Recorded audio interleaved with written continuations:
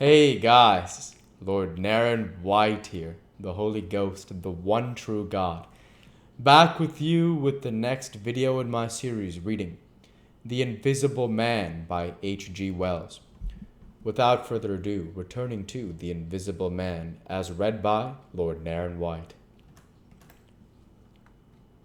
And with a flash of inspiration, he connected this with the stranger's room upstairs and the suggestion of Mr. Teddy Henfrey. He distinctly remembered holding the candle while Mrs. Hall shot these bolts overnight. At the sight, he stopped, gaping, then, with the bottle still in his hand, went upstairs again. He rapped at the stranger's door. There was no answer. He rapped again, then pushed the door wide open and entered. It was as he expected. The bed, the room also, was empty. And what was stranger, even to his heavy intelligence, on the bedroom chair and along the rail of the bed were scattered the garments, the only garments so far as he knew, and the bandages of their guest. His big slouch hat was cocked jauntily over the bedpost. As Hall stood there, he heard his wife's voice coming out of the depth of the cellar. With that rapid telescoping of the syllables and interrogative cocking up of the final words to a high note, by which the West Sussex villager is wont to a brisk impatience.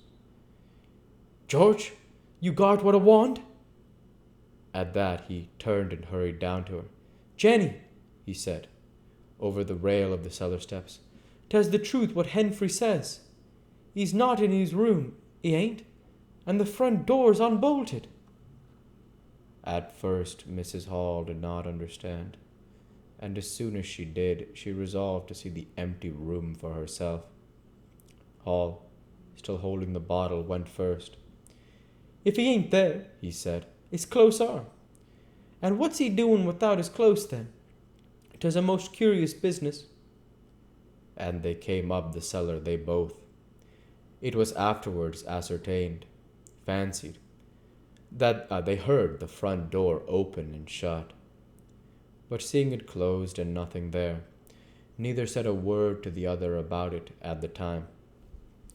Mrs. Hall passed her husband in the passage and ran on first upstairs. Someone sneezed on the staircase. Hall, following 6 steps behind, thought that he heard her sneeze.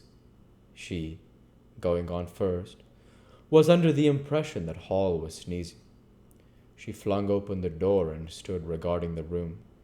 "Of all the curious," she said. She heard a sniff close behind her head as it seemed, and, turning, was surprised to see Hall a dozen feet off on the topmost stair. But in another moment he was beside her. She bent forward and put her hand on the pillow and then under the clothes. "Cold," she said. "He's been up this hour or more." As she did so, a most extraordinary thing happened. The bedclothes gathered themselves together, leapt up suddenly into a sort of peak, and then jumped headlong over the bottom rail. It was exactly as if a hand had clutched them in the center and flung them aside. Immediately after, the stranger's hat hopped off the bedpost, described a whirling flight in the air through the better part of a circle, and then dashed straight at Mr. Hall's face. Then as swiftly came the sponge from the washstand, and then the chair, flinging the stranger's coat and trousers carelessly aside, and laughing dryly in a voice singularly like the stranger's, turned itself up with its 4 legs at Mrs. Hall, seemed to take aim at her for a moment, and charged at her. She screamed and turned. Then the chair legs came gently but firmly against her back and impelled her and Hall out of the room. The door slammed violently and was locked. The chair and bed seemed to be executing a dance of triumph for a moment, and then abruptly everything was still. Mrs. Hall was left almost in a fainting condition in Mr. Hall's arms on the landing. It was with the greatest difficulty that Mr. Hall and Milly, who had been roused by her scream of alarm, succeeded in getting her downstairs and applying the restoratives customary in such cases. "'Tas spirits," said Mrs. Hall.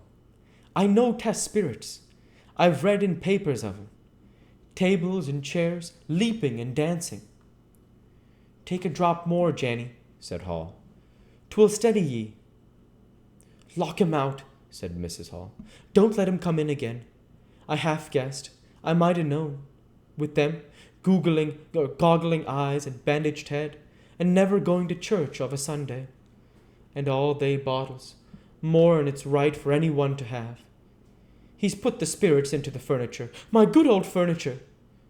'Twas in that very chair my poor dear mother used to sit when I was a little girl. To think it should rise up against me now." "Just a drop more, Jenny," said Hall. "Your nerves is all upset." They sent Milly across the street through the golden 5 o'clock sunshine to rouse up Mr. Sandy Wadgers, the blacksmith. Mr. Hall's compliments, and the furniture upstairs was behaving most extraordinary. Would Mr. Wadgers come round? He was a knowing man, was Mr. Wadgers, and very resourceful. He took quite a grave view of the case. "I'm damned if then be witchcraft," was the view of Mr. Sandy Wadgers. "You weren't horseshoes for such gentry as he." He came round, greatly concerned. They wanted him to lead the way upstairs to the room, but he didn't seem to be in any hurry. He preferred to talk in the passage. Over the way, Huckster's apprentice came out and began taking down the shutters of the tobacco window. He was called over to join the discussion. Mr. Huckster naturally followed over in the course of a few minutes. The Anglo-Saxon genius for parliamentary government asserted itself, that there was a great deal of talk and no decisive action. "Let's have the facts first," insisted Mr. Sandy Wadgers. "Let's be sure if we'd act perfectly right in bustin' that there door open." "A door unbust is always open to bustin', but she can't unbust a door once you've busted it." And suddenly, and most wonderfully, the door of the room upstairs opened of its own accord, and as they looked up in amazement, they saw descending the stairs the muffled figure of the stranger, staring more blackly and blankly than ever, with those unreasonably large blue glass eyes of his. He came down stiffly and slowly, staring all the time. He walked across the passage staring, then stopped. "Look there," he said, and their eyes followed the direction of his gloved finger, and saw a bottle of sarsaparilla hard by the cellar door. Then he entered the parlor, and suddenly, swiftly, viciously, slammed the door in their faces. Not a word was spoken until the last of the echoes of the slam had died away. They stared at one another. "Well, if they don't lick everything," said Mr. Wadgers, and left the alternative unsaid. "I'd go in and ask about it," said Wadgers to Mr. Hall. "I demand an explanation." It took some time to bring the landlady's husband up to that pitch. At last he rapped, opened the door, and got as far as, "Excuse me." "Go to the devil," said the stranger in a tremendous voice, and "shut that door after you." So that brief interview terminated. Chapter 7. The Unveiling of the Stranger. The stranger went into the little parlor of the Coach and Horses about 5:30 in the morning, and there he remained until midday. The blinds down, the door shut, and none, after Hall's repulse, venturing near him. All that time he must have fasted. Thrice he rang his bell, the third time furiously and continuously, but no one answered him. "Him and his go to the devil indeed," said Mrs. Hall. Presently came an imperfect rumor of the burglary at the vicarage, and two were put together.